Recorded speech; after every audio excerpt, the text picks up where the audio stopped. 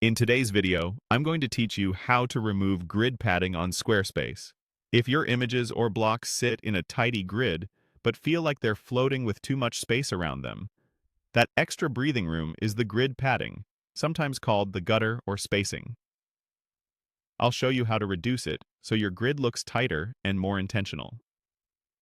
Start by opening your Squarespace site and go to the page where your grid lives.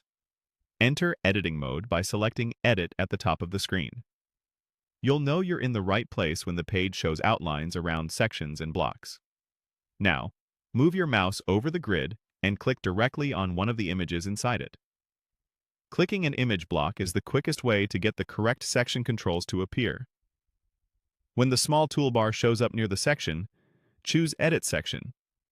Inside the section settings, look for the layout or spacing options. You may see controls labeled Grid, Gutter, Column Gap, Row Gap, or simply Spacing. Click the highlighted spacing controls and slide them down to the minimum. Reduce the grid gap first, then lower any remaining padding around the content.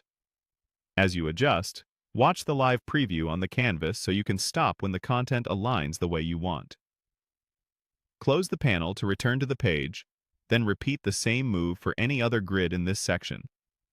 Click another image to target that grid, open Edit Section again, and set the same spacing controls to 0, or your preferred minimum.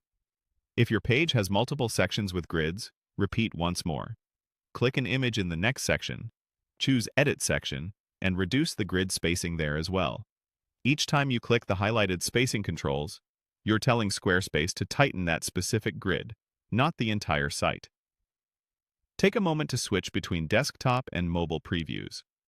A completely zero gap can feel cramped on smaller screens, so nudge the sliders up slightly if the content needs a bit of breathing room. The goal is to remove unnecessary white space without hurting readability.